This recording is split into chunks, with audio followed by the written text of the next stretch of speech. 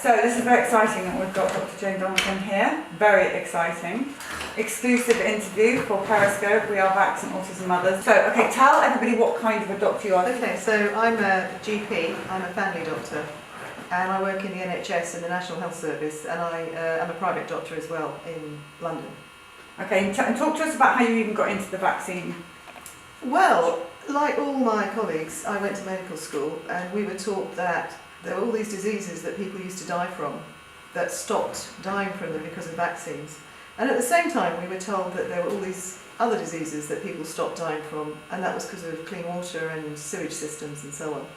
And medical students are supposed to be a bit clever, so you'd think that maybe we would ask the question, well, if all these people stopped dying from diseases because of better hygiene, maybe these other ones did too. But on the medical school curriculum, there's just so much there. You just learn these are vaccine preventable and these are hygiene preventable. And so I went through medical school, I did postgraduate qualifications in obstetrics, orthopedics, paediatrics and so on. And when I was doing community paediatrics, I actually used to counsel the ghastly parents, as we thought of them, in the 80s who were worried about the whooping cough vaccine, because in those days that was regarded as the problematic vaccine. And I believed, along with almost all of my colleagues, that if you didn't vaccinate your children, you were ignorant.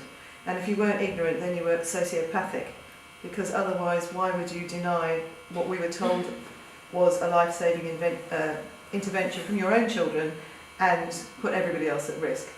So this carried on until I had my own children born. I actually started studying homeopathy then, and you would think that starting to study homeopathy I might have questioned vaccination, but I didn't. I couldn't understand why some holistic doctors didn't like vaccination, particularly homeopaths, because to me it seemed like the same thing. You know, you give this minute dose of something and you sort of become immune. So my children were born in 91 and 93, and I wouldn't say I unthinkingly vaccinated them. I vaccinated them because I knew that was the best thing to do. And so strong was my belief in vaccination that I even allowed them to inject my elder daughter with an out-of-date BCG vaccine. I automatically scanned vials, and I saw that this was out of date, and I said, but it's out of date. And she said, the doctor said, oh yes, that's why the clinic was delayed, but it's okay. My daughter had a horrendous reaction to it, but I still carried on with the rest because that's what you did. So what happened? Well, in 1994, we had a measles rubella campaign in which we vaccinated 7 million school children against measles and rubella. And we were told there was an epidemic coming. There was never any published evidence as to why this epidemic was coming, but we were told it was, so we sort of assumed it was across the sea or something from maybe America. It seems in latter years that it was based on a computer algorithm that worked out there would be one. But what they said was, when this measles epidemic comes, everyone who's had one measles vaccine will not necessarily be protected. So I thought, well, this is fine, you know, because when I talked to the parents in the 80s about the whooping cough vaccine, I wasn't one of those doctors who said, you know, they're completely safe and effective. I was always a realistic doctor. I'd read the data sheets and I'd say, look, there are adverse reactions associated with the vaccine, but we're told it's 10 times less likely to happen from the vaccine than it is from the disease. So any intelligent person would give the vaccine. So now they were saying one dose of the vaccine wouldn't necessarily protect you when the epidemic came. And I thought, well, that's okay, because nothing's 100%. What worried me was when they said if you'd had 2 doses of a measles-containing vaccine, when the epidemic came, you wouldn't necessarily be protected. Now, lots of people nowadays might say, well, obviously you need at least 2 anyway, because we have 2 in the schedule. But when the measles vaccine was introduced in 1968 in this country, we were told 1 shot for life. It's just like having the real disease. So I thought to myself, well, actually, so they're saying you have to have 2 shots of this 1-shot vaccine with all the adverse reactions that may be associated with it, which I don't know what they are, the Department of Health doesn't know what they are, the Centres for Disease Control doesn't know what they are, because ever since we've started giving vaccination, there's been no open, honest way, actually, of reporting vaccine adverse reactions. Had we been doing it from those days, we would be able to see patterns, and we could say this is associated, this isn't. But so nobody knows what the adverse reactions are.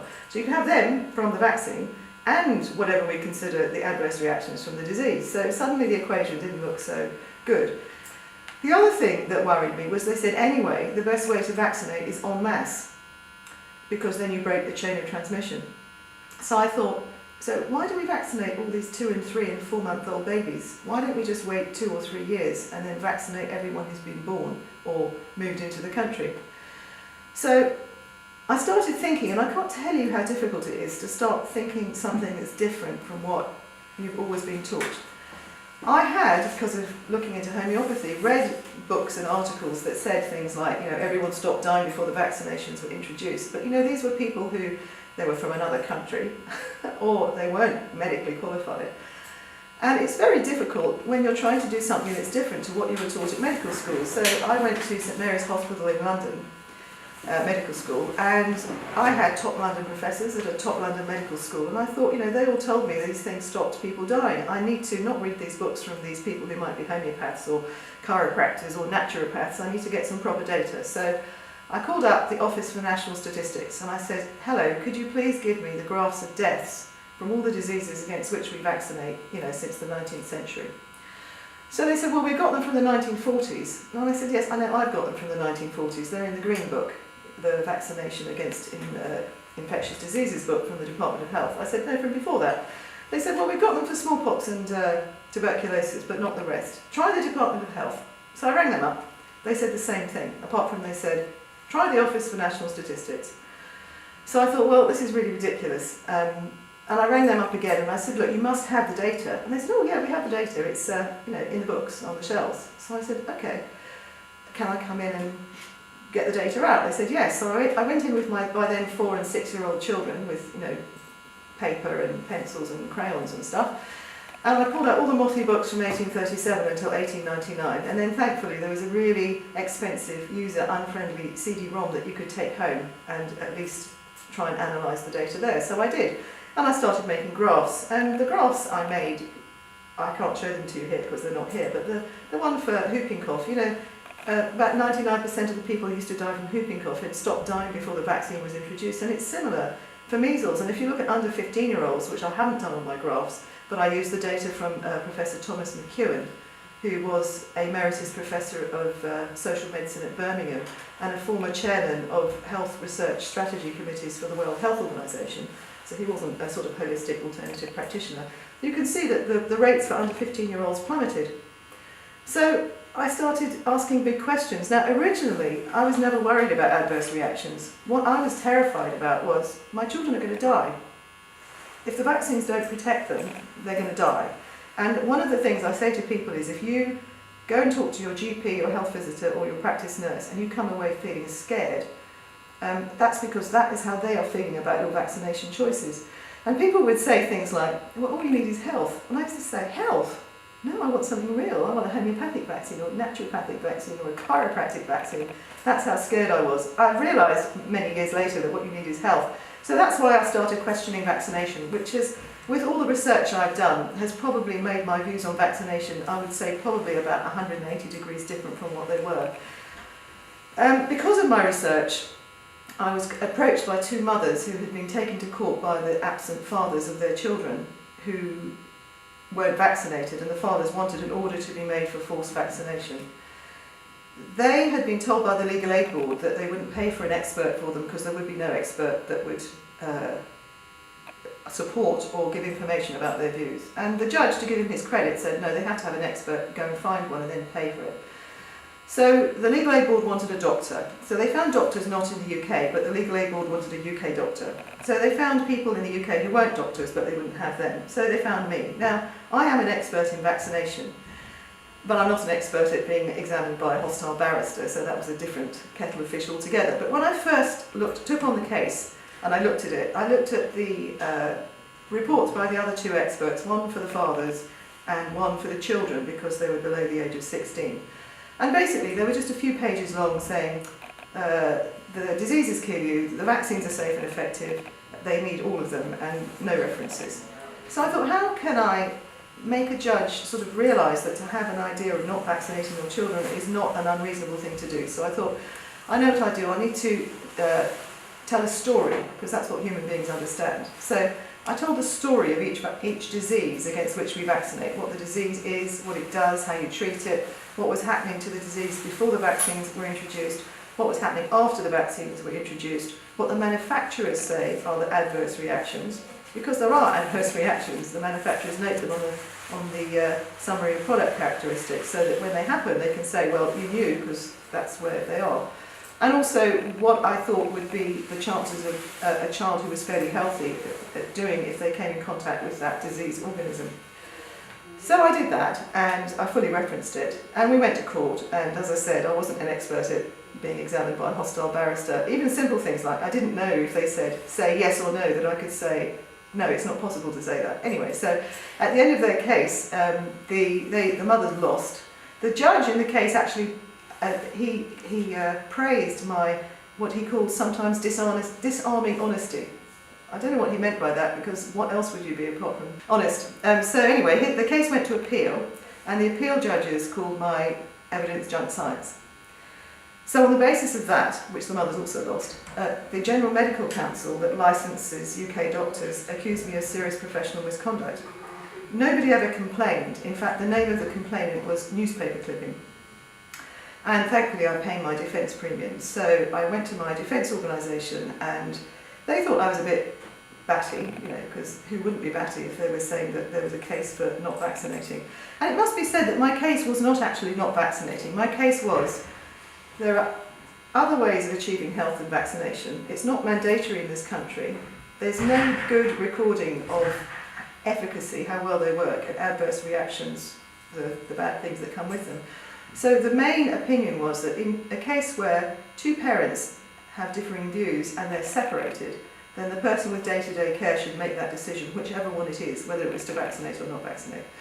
Anyway, so they went on and started trying to defend me, and the case trundled on, and it trundled on for about 2 years until, and I carried on practicing in all this time. Nobody ever had any problem with my ability to practice.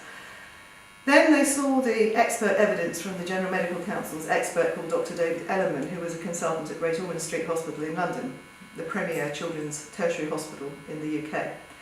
And they said in all the years that they had been defending doctors, they'd never seen a report by a doctor about one of their colleagues that was so disparaging and critical, and that as he was such an eminent person, the panel couldn't help being enormously impressed by him, and so they wouldn't fail to strike me off.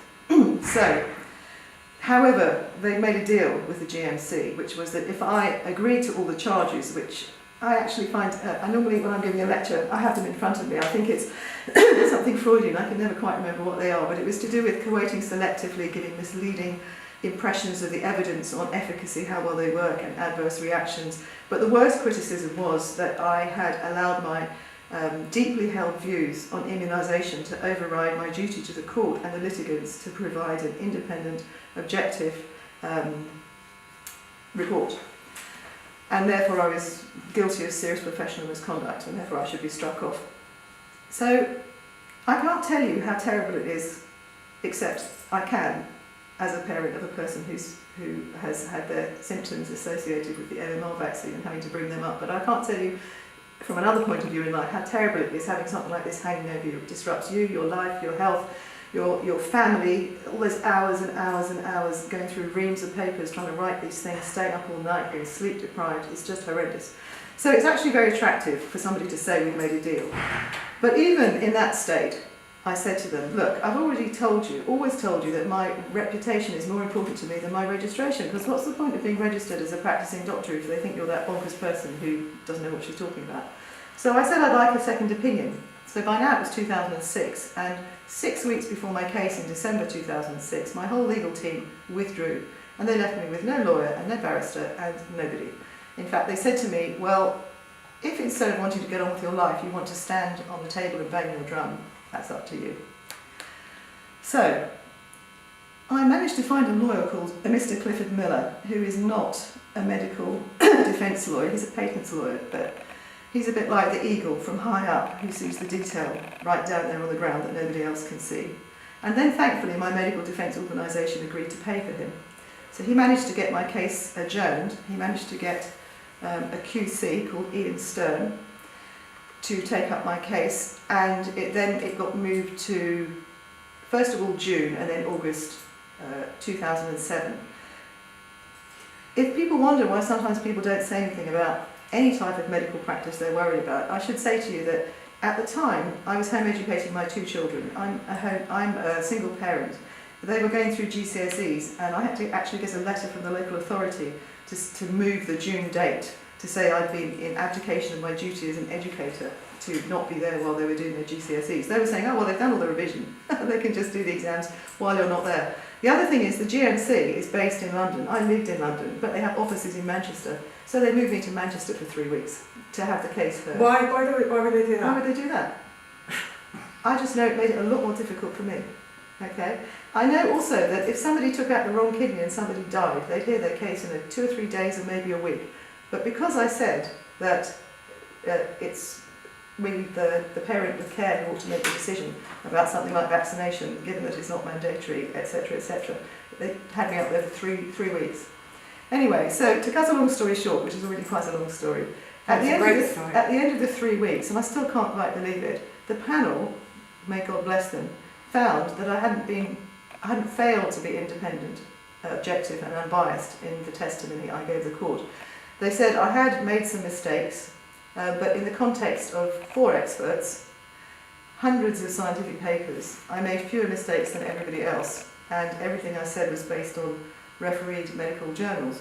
So I'm actually the only doctor in the UK whose opinion on vaccination has been tested in a 3-week UK statutory tribunal and found to be independent, objective and unbiased beyond any doubt, or in the new terminology, sure.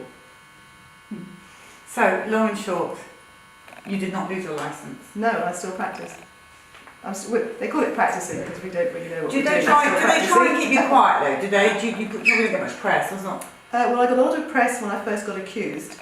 MMR doctor they called me, but it wasn't an MMR case, it was about all the vaccines. When I was completely exonerated, there was nothing at all. And in fact, the defence organisation said to me, because everything they do is actually discretionary, it's not like house insurance, it's discretionary whether they cover you, even though you pay your premiums, they said I should keep quiet in case anything else came, or in case there was an appeal, because they thought there might be an appeal. So I had to keep quiet because the case cost over £100,000, not including things like my hotel fees for staying up in Manchester, or somebody to look after my children while I wasn't there. But yes, so I had to keep quiet because of that. So there was not a peep after that. One of the things that we're seeing, travelling around America and Narvi, we are horrified. It's like night and day, clear as a whistle. The unvaccinated are super healthy, so unbelievably healthy, yes, and bright. yes, And they've got this beautiful look, and their families are very calm. And then we have the vaccinated families who are stressed out, tired, injured children, crying, huge emotion and pain that ripples around the siblings and everything. It's the same story everywhere we go. yes. Why have we not got the independent vax versus unvaxxed study? Because it would be game over if we had that. Well, the argument is always it would not be ethical to withhold such a life-saving intervention from people. So, for example, when we had the problem with the wholesale whooping cough vaccine, in order to see if it was problematic, we compared people who'd had diphtheria, tetanus and wholesale whooping cough vaccine, the triple, against people who just had diphtheria and tetanus vaccine. But all of the vaccines had, in those days, mercury, and as now, aluminium and formaldehyde, so we're not doing the two. When we tested the meningococcal C vaccine, it was against people who'd had the hepatitis B vaccine, which was withdrawn in France because of worries about multiple sclerosis when given in the school child vaccination programme. Having said that, when you talk to vaccination experts and say to them, why don't we do these trials? Because in this country, in the UK, at least 5% of children are not vaccinated. And the birth rate is between 500 and 700,000 a year, so we'll make it 500,000 because it's easy for the maths. So that means 25,000 children a year are not vaccinated. So in 4 years, that's 100,000. In 12 years, that's 300,000. You couldn't do the gold standard, which is the double-blind, randomised, placebo-controlled trial, which we haven't done for any vaccines in any form apart from BCG anyway. But you could do case control ones where you control them for the mother's educational attainment, co-sleeping, smoking, where they live, the father's earning, the mother's earning, and so on. We don't do them because people say, well, actually, a lot of the parents who don't vaccinate it are sort of, they're particular about their children's health. So if we compared them with vaccinated children, it wouldn't really be quite a completely fair comparison because obviously those children, would do better anyway. So this is where you find with the papers. When you find papers, you never read, you must only read the method and the results, not what the conclusions are, because there's all sorts of nuggets you can find. But so what they're saying in a backhanded way is that there are things you can do to disease-proof your children and make them have a better outcome with the disease. Because they're just saying they don't want to test the vaccine against these people because they'll have a better outcome anyway, so it won't make the vaccine look so effective. However, if you're worried about vaccination and you're worried about the disease and you go to your GP and say, look, I'm really worried about the vaccine, I'm really worried about the disease, is there anything else I can do to help disease-proof my child? They'll say, there's nothing. But we know there is, because that's why they don't do the comparisons. We understand that they're introducing the Hep B to Yes. babies. From the 1st of September, from children born from the 1st of August. So in the UK they will have Hep B and meningitis B, Mm-hmm. and plus all the DTaP and all the other ones. Yes. I mean, we're hearing from SIDS deaths from parents following vaccines on a much smaller schedule than that. Yes. So how worried are you? There's going to be a load of dead babies. Well, I'm sorry, I'm just not worried anymore. I'm not worried about the dead babies, but in terms of what the schedule is, in a way, I can't do anything about that. That's not my worry. What I do, which is positive, is that I try and give people information. There's no point in worrying about things I can do nothing about. I'm not the government, I can't decide what the schedule is. What I can do is I can give information, I can give lectures, I can put information on my website and hope that people will educate themselves. Okay, so where can they go to your website and educate They just themselves? have to Google my name. So guys, you know how to spell it? Jayne Donegan, Donegan.